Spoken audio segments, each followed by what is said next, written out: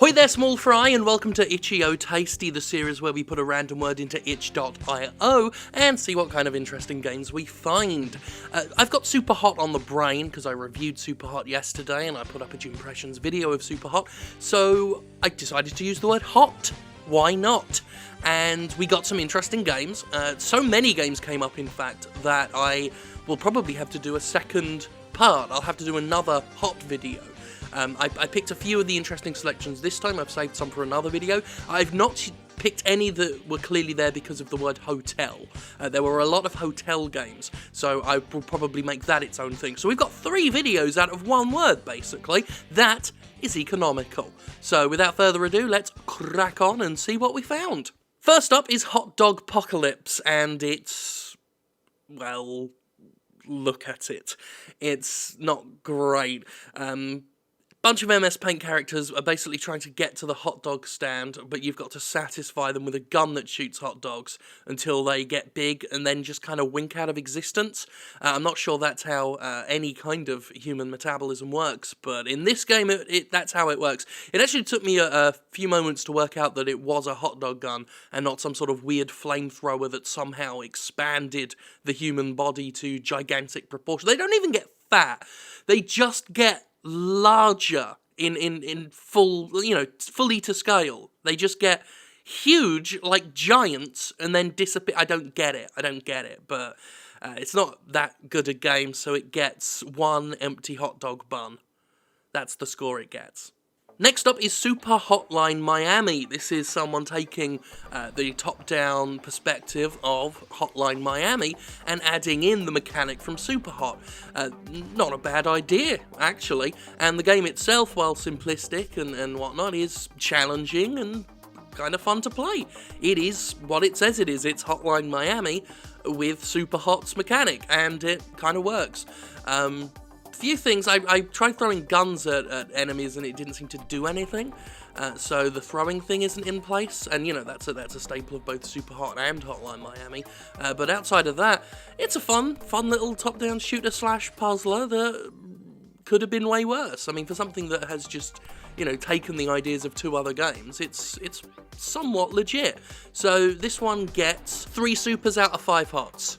Can't really argue with that. This one's Hot Dogger.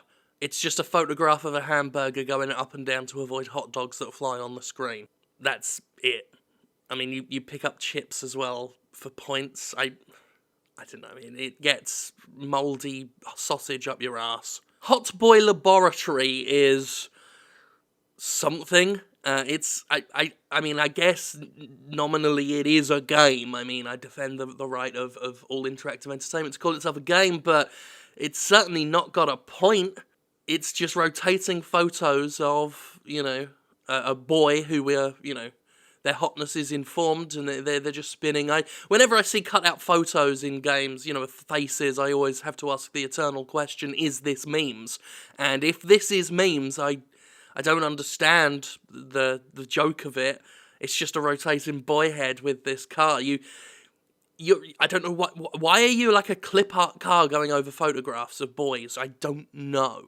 So photographs of a boy that I don't know. I don't know this boy. Who is this boy? What I do know is that it's terrible. You rotate the car around and drive it forwards and press space to speed up the car, and when you hit space, it destroys the boy faces. The car frequently gets stuck on the top and bottom of the driving area. The background looks like it was taken from Dexter's Laboratory, which is the only clue I have as to why the game's called Laboratory in the first. It's not good. It gets 1 hot boy out of 1,000 spinny boy heads. Now, this one is obviously the pick of the week. You have, there's a good chance you've heard of this one. I know that Laura K. Buzz, who I do Podquisition with, has played this one and talked about this one several times. It's got a nice little cult following. It's, Hot Date is a game in which you sit opposite a pug, one of the internet's favourite dogs, and talk to it. You interact with it and try and win its favour. The dogs are assholes, and kind of dismissive, but you can, you know, try and get on their good side. You ask them all sorts of questions, you can type some stuff in when prompted. You normally, like, piece together strings of words to form a question, some sort of, you know, talking point. It's funny, it's silly, it's very stupid, but in that kind of charming way, in a way that is very affable. And it looks fun, you know, it's got a great visual style to it. The pugs look kind of adorable in a dopey way, as pugs do. And it's hard to dislike, very hard to dislike. There's a lot of esoteric discussion. Reminds me of characters in Animal Crossing, actually, with, you know, the NPC dialogue where they just talk utter gibberish in a way that sounds almost profound. That's really what Hot Date is all about. It's about sounding profound while talking complete bollocks. And I respect that, because that's something I've built my career on, and I think it's gotten me where I am today. So Hot Date is definitely our winner this week, and as such it gets top pug 100%. You can't get a better score than that. Hot fries is a very simple one. You press space to bounce the fries in your hands. The fries are, as the title would suggest, hot, and they're burning the photograph hand. And when you press space, it kind of trampolines them up in the air, and you can use that to avoid a little munchie monster or a tiny burglar. There's this tiny burglar boy who goes, like, sweeps across the screen and they steal the fries they touch. It is a game as much as a middle-aged man grabbing his foreskin and pulling it to see how far it stretches is a game.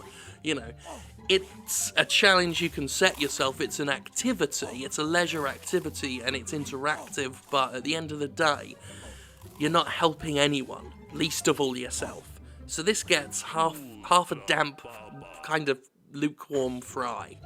It's not cold. Another surprisingly good one here, Halfline Miami, is, well, instead of a mashup of Super Hot and Hotline Miami, it's a mashup between Half-Life and Hotline Miami. I stuttered a lot in that description. I don't know why. It's a very simple thing I'm describing. It's a top-down shooter.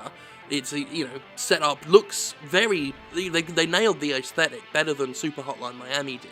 They really nailed the Hotline Miami look and given it this great Half-Life visual overlay. And you use the gravity gun to suck stuff up and throw it at Combine soldiers, you know, the enforcers and everything. Civil protection, sorry, that's their words. I was trying to remember my Half-Life words.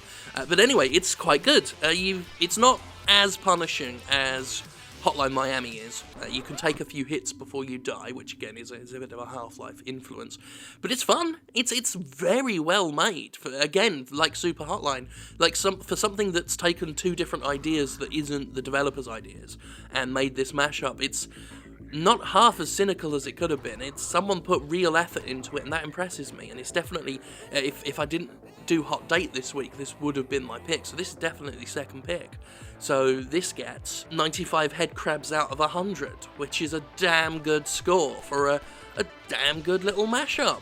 And that's the hotness I've got for you this episode. We will do another hot episode because there's a lot. I didn't do, for example, Sexy Game versus Zombie this week, which I'm really looking forward to, or Jacuzzi Love Triangle, but we will get to those things. Until then, get itchy, stay tasty, my friends.